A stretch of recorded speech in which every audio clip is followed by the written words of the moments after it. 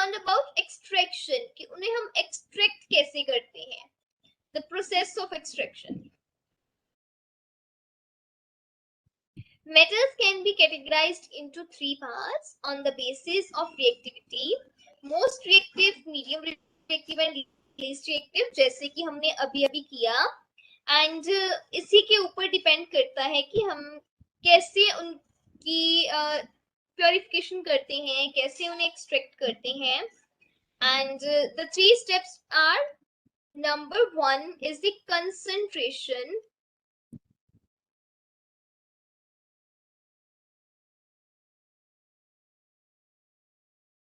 or enrichment of ores.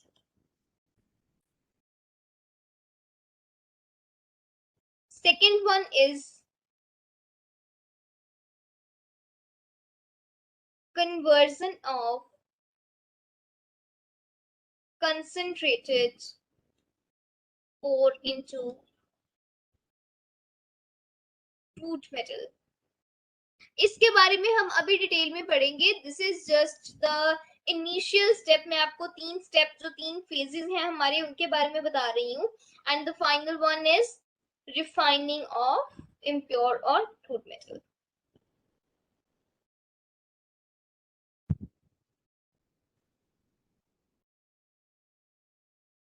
Okay, so we are going to begin with concentration of ores. So concentration of ores में हमारे पास क्या आ जाता है?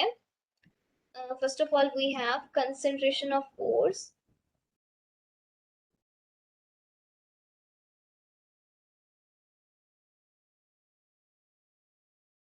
In this, we have removal of impurities such as soil, sand, stone, silicate.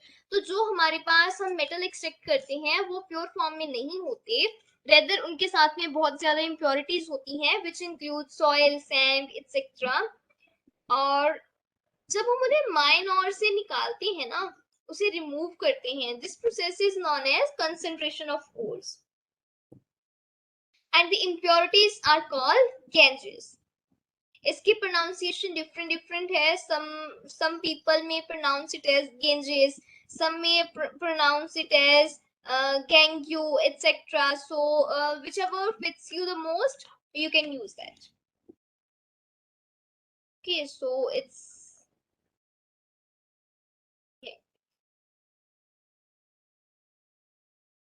So in impurities को remove करने के लिए बहुत सारे प्रोसेस यूज किए जाते हैं. And the consideration of ores हमने जो पढ़ा है, we also call it as enrichment of ores. The process of consideration depend upon physical and chemical properties of ores. जो भी प्रोसेस यूज करेंगे इन इम्प्योरिटीज को हटाने के लिए, वो किसके ऊपर डिपेंड करता है? Physical and chemical properties of ores. जो कुछ प्रोसेस यूज किए जाते हैं, those are gravity separation, electromagnetic separation, froth flotation, etcetera. इसके बाद में हमारे पास जो सेकंड था, second was conversion of concentrated ore into crude metal. This is conversion of concentrated ore to crude metal. इस प्रोसेस में हमारे पास क्या होता है कि जो हमारे पास मेटल्स है ना, उन्हें हम उनके ऑक्साइड्स में कन्वर्ट कर देते हैं. किसी भी मेटल को ऑक्साइड से ऑब्टेन करना ज्यादा इजी होता है. तो हमें और में जो भी हमें कंपाउंड मिल रहे होते हैं, हम ट्राई करते हैं कि हम उन्हें मेटल ऑक्साइड में कन्वर्ट कर दें. इससे क्या होता है कि मेटल ऑक्साइड जो है उसे जब हम कुछ प्रोसेस उसके ऊपर करते हैं तो वो हमें इजीली हमारे मेटल दे देते हैं. So this is one of the step. उसमें 2 स्टेप आ जाते हैं basically, which are roasting and calcination. Roasting and calcination. तो इनका जो डिफरेंस है ना, distinguish between roasting and calcination, this is very important also from examination point of view. तो roasting is heating of sulphide और in the presence of excess air.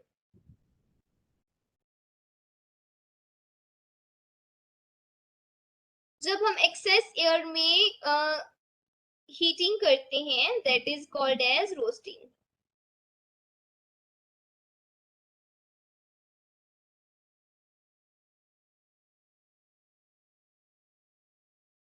और same way में अगर हम लिमिटेड सप्लाई करेंगे air की, so that process is known as roastination. That process is known as calcination. Roasting is the process of heating of sulfide ores in the presence of excess air to convert them into oxides, right? And calcination is the process of heating of carbonate ores into the limited supply of air to convert them into oxides. इसके बाद में हमारा जो third process होता है ना, that is reduction. इसमें हम क्या करते हैं कि जो हमारे पास मेटल ऑक्साइड्स बनी हैं उन्हें रिड्यूस करते हैं in the form of metals. तो ये जो है रिडक्शन प्रोसेस है, it is different for reactive metals and least reactive metals, moderate reactive atoms. So dear students, अब हम करने जा रहे हैं कि हम कैसे हम मेटल को एक्सट्रैक्ट करेंगे और उनकी रिडक्शन कैसी होगी। एक्सट्रैक्शन के बारे में तो हम पढ़ चुके हैं, बट अभी हम पढ़ेंगे कि हम उन्हें रिड्यूस कैसे करेंगे। रिड्यूस मीन्स टू से हम कैसे उन्हें उनके प्योर फॉर्म में ऑब्टेन करेंगे। Okay, so our third step is reduction. Reduction में हम सबसे पहले पढ़ेंगे जो लीस्ट रिएक्टिव मेटल्स हैं हमारे पास, उन्हें हम कैसे एक्सट्रैक्ट करें। So our first extraction of metals of low reactivity, जिनकी रिएक्टिविटी जो है लो है।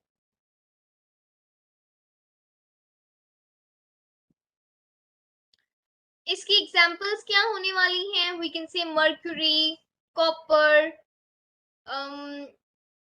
or we can also think of silver, gold, etc. that belongs to low reactive metals. Okay, so these are found in the form of sulfide ores. These are present in the form of sulphide ores. तो बच्चे जो हमारे पास sulphide ores present होते हैं ना, for example HGS, जिसे हम cinnabar भी बोलते हैं, कॉपर का और Cu2S एटसेट्रा। तो इन्हें हम ऑब्टेन करते हैं, इनसे हम क्या है हमारे प्योर मेटल को ऑब्टेन करेंगे। तो इसके लिए हम रिएक्शन देखते हैं। सबसे पहले हमारे पास क्या है, HGS, हम ऑक्सीजन के साथ में रिएक्ट करवाएंगे, दैट इज इसे हम हीट करेंगे in the presence of air and it will give अस, सबसे पहले तो हमारे पास ऑक्साइड बनेगी। जो हमारे पास ऑक्साइड बनेगी उस ऑक्साइड को हम जो है फिर से हीट करेंगे and it will leads to the formation of our pure metal. It decomposes into mercury and oxygen. So this was the first reaction जिसमें हमने मर्क्यूरी को प्योर फॉर्म में ऑब्टेन किया। अभी जो हम कर रहे हैं that is extraction of copper metal, कि हम जो कॉपर मेटल है उसे कैसे एक्सट्रैक्ट कर सकते हैं। Extraction of copper metal. तो सबसे पहले कॉपर इज रोस्टेड, कॉपर को हम रोस्ट करते हैं in the presence of air. Copper को हम रोस्ट करेंगे in the presence of air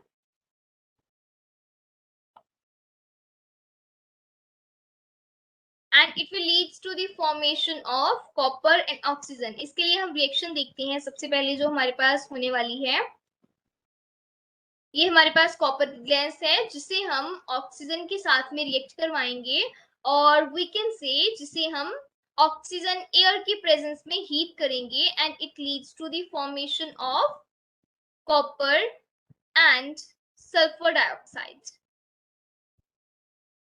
okay, तो अभी हमारे पास जो हमारा सेकेंड प्रोसेस है, और second process that is extraction of metal of middle reactivity. जो हमारे पास मिडल रिएक्टिविटी के कुछ एटम्स होते हैं, जो एलिमेंट्स होते हैं, उन्हें हम कैसे ऑब्टेन कर सकते हैं, this is going to be our next step. तो इसमें कौन से मेटल आते हैं, सबसे पहले iron, zinc, lead etcetera are found in the form of carbonates और सल्फाइड ओर। जो हमारे पास मिडल रिएक्टिविटी के एटम्स होते हैं, these are found in the form of carbonates और सल्फाइड ओर।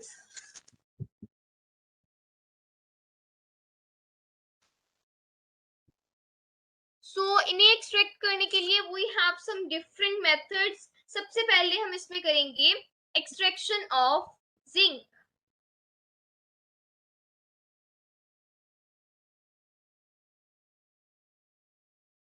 ओके, सो जिंक को हम कैसे एक्सट्रैक्ट करते हैं, सबसे पहले हमारे पास जिंक ब्लेंड होगा, that is ZnS। ZnS is also called as zinc blende. तो ये जो हमारे पास है, इसे हम हीट करेंगे in the presence of air, that is oxygen के साथ में इसकी रिएक्शन होगी, and it leads to the formation of, सबसे पहले हमारे पास मेटल ऑक्साइड बनेगा, एंड फिर हम मेटल ऑक्साइड को जब डिकम्पोज करेगा, जो मेटल कार्बोनेट है जो, वो इसमें देखो ये हमारा था सल्फाइड ओर, अगर हमारे पास कार्बोनेट होगा तो उसमें भी सेम यही रिएक्शन होगी, carbonate will decompose into zinc oxide and carbon dioxide। Okay, तो ये हमारे पास जो जिंक ऑक्साइड बना है, जो हमारे पास मेटल ऑक्साइड बना है, it reacts with carbon to give our metal zinc and carbon monoxide,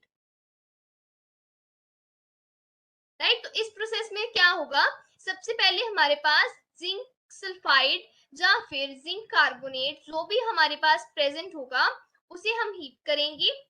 zinc sulphide को हम जब in the presence of air heat करेंगे, then it will give us zinc oxide, और जिंक कार्बोनेट है, it simply decompose into zinc oxide, और जो हमारे पास जिंक ऑक्साइड की फॉर्मेशन है, उसे हम रिएक्ट करवाएंगे कार्बन के साथ, and it will leads to the formation of our metal plus carbon monoxide।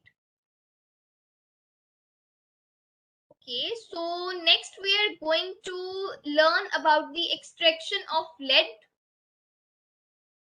extraction of lead। तो जो हमारे पास lead है ना, ये डायरेक्टली हमें ऑक्साइड की फॉर्म में मिल जाता है। वी हैव लेड ऑक्साइड, इसे हम कार्बन के साथ में रिएक्ट करवाएंगे, and it will lead to the formation of lead and carbon dioxide.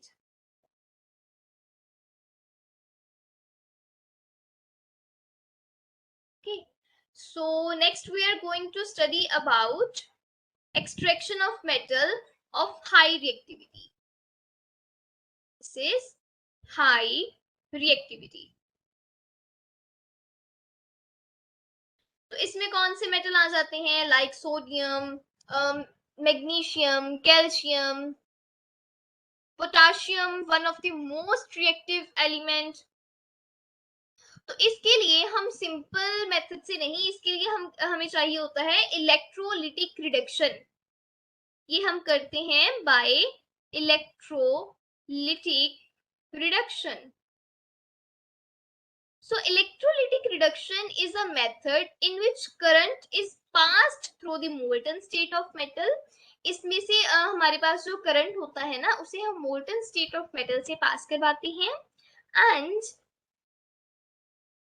जो पॉजिटिव चार्ज मेटल होते हैं हमारे पास, उनका जो पॉजिटिव चार्ज आयंस होते हैं, they deposit over the cathode. Suppose कि हमारे पास एक सॉल्यूशन है मोल्टन स्टेट में, हमारे पास एक और प्रेजेंट है, इसमें हमने एक कैथोड डाल दिया एंड एक एनोड डाल दिया। हमारे पास एक था, इसे यहाँ पर हमने कहीं से एक सर्किट कंप्लीट करने के लिए इसे बाय सम मींस हमने इसे यहाँ पर कनेक्ट किया हुआ है, एंड हमारे पास क्या होगा, जो हमारे पास पॉजिटिवली चार्ज हैं, that will deposit here over cathode.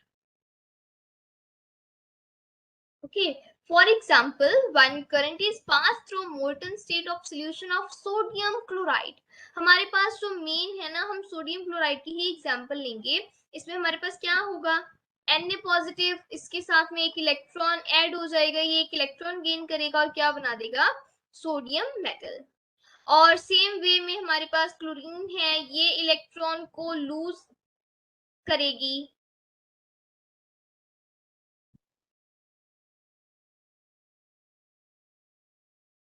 It will leads to the formation of chlorine atom. और हमारे पास क्या होगा, जब सोडियम प्लस सोडियम क्लोराइड है जो, ये डिकम्पोज कर जाएगा सोडियम प्लस क्लोरीन में. So this was about electrolytic reduction. So corrosion is going to be one of the last and very important topic of this chapter.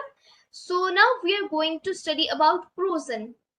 What is corrosion? Corrosion is a process of formation of layers over the metal. हमारे पास जो metal surface होते हैं ना, when they are getting oxidized, जब वो oxidize होते हैं, जब वो oxygen के साथ में metal की reaction होती है, this leads to the formation of a layer on the surface of metal, and that process is known as corrosion. When metals react with atmosphere, reacts with air or some components present in atmosphere,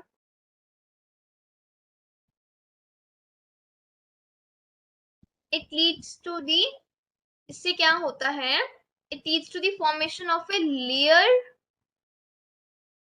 over metal.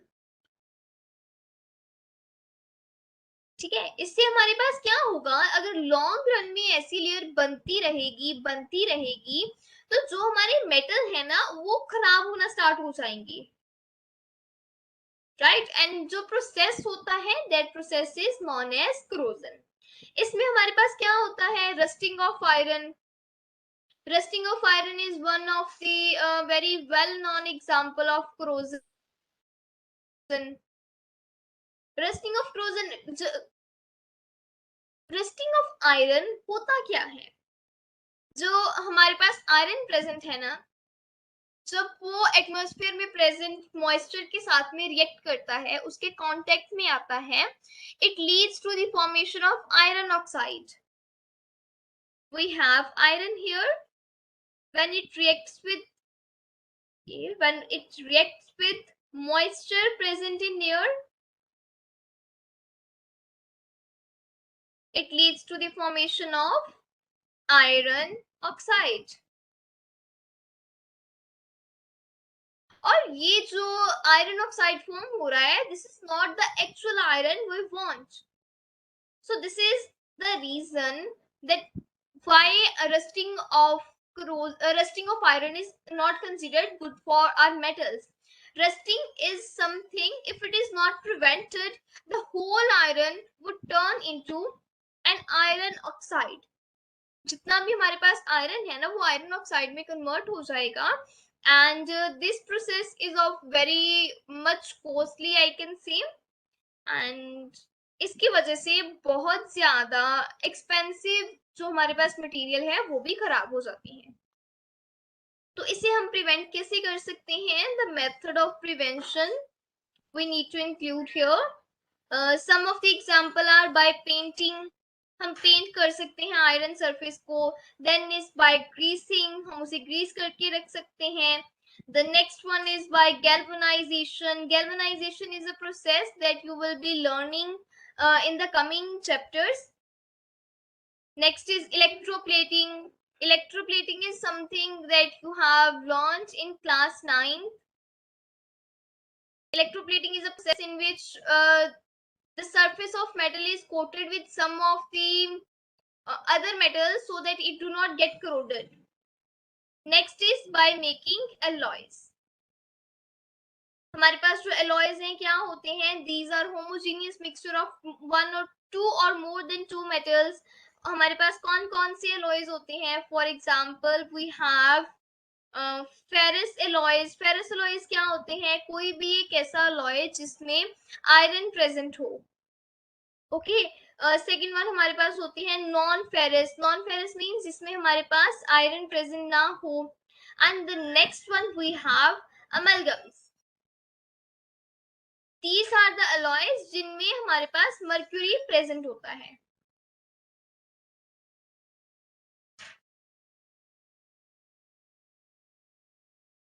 Okay, so next we have properties of alloys.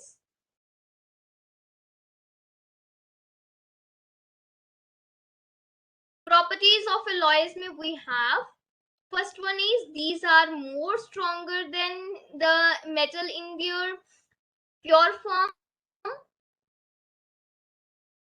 They are resistant to corrosion.